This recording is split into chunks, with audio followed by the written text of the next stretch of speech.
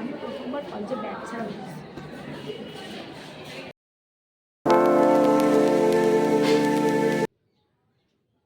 Hello guys, good morning, welcome back to my new blog. তো আজকেও যাচ্ছি আমি কলেজ। এখন আমার কলেজ ডেলি যেতে হবে, কারণ কি এক্সাম আসছে আর ইন্টারনালও শুরু হয়ে যাচ্ছে। তো তাই যাচ্ছি বাস ধরতে। তো হ্যাঁ, আজকে হবে 22 নভেম্বর থেকে ডেলি হবে, মানে ডেলি না, মানে কিছু 3 দিন আছে পিছিয়ে আছে। তার বাস চলে আসছে, এখন আমি বাইরে চলে যাচ্ছি।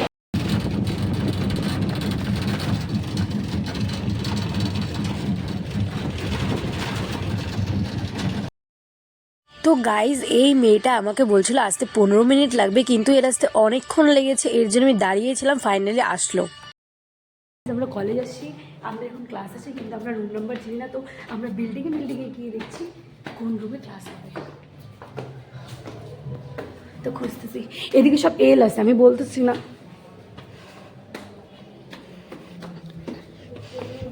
গাইজ, আমি তোমাকে বলছি অন্য একটা বিল্ডিং যাই, তো যাচ্ছে।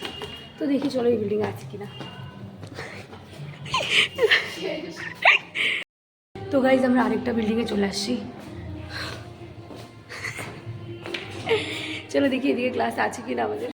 এত সিঁড়ি উঠতে উঠতে আমাদের অবস্থা খারাপ হয়ে যাচ্ছে। নে দাঁড়া, একদম মুখের মধ্যে রোদ্রুতে ঘন্টা পড়ছে না, উল্টা কালো লাগতেছে।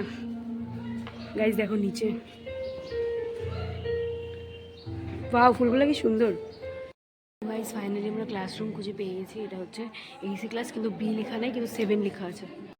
গাইজ আমাদেরকে কয়েক মিনিটের ব্রেক দিচ্ছে। আমরা ব্যাগ ছাড়া দিতে, আমি প্রথমবার কলেজে ব্যাগ ছাড়া হয়েছি। ফাইনালি আমাদের সব ক্লাস শেষ হয়ে গেল, এখন যাবো বাড়ি। আজকে আবার ফুচকা খেতে চলে আসছি, সকাল থেকে কিছু খাইনি। এটা হচ্ছে পূজা। হ্যালো, এর সাথে অনেকক্ষণ পর দেখা হলো। আর এই যে সাথে ছিলাম আজকে সারাদিন। দৌড়ে বাসে উঠছি, পুরো হাঁপাই গেছি বাসে উঠতে। আমি কোটমোড়ে আস্তে আস্তে আমার বাস চলে যাচ্ছিল, পুরো দৌড়ে উঠে আসলাম। গাইস, আমি বাস থেকে নেমে গেছি, এখন আমি যাচ্ছি বাড়িতে। আর বহুত ক্লান্তি লাগছে। বাড়ি গিয়ে খাবো, রেস্ট করবো, তারপরে আবার পড়তে বসতে হবে, কারণ কি এক্সাম চলে আসছে সামনেই। এখন অ্যাসাইনমেন্টের উপর অ্যাসাইনমেন্ট করে যেতে হবে। আর কি, আজকে এই পাটা খুব ব্যথা হচ্ছে, বুঝতে পারছি না কেন। নতুন জুতা একদম চকচকে।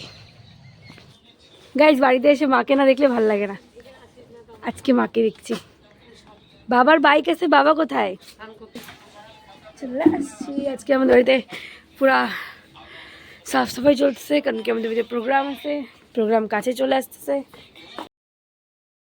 বাড়িতে যেহেতু প্রোগ্রাম আছে, তাই বাবা মন্দির ঘর থেকে আবার কালার করছে। কালার তো করাই আছে, মানে আরেকবার করছে ওটার উপরেই। আর আমার মাও আজকে সারাদিন খুবই কেটেছে, অনেক কাজ করেছে, কিন্তু এখন দেখছি একটু ফোন দেখছে।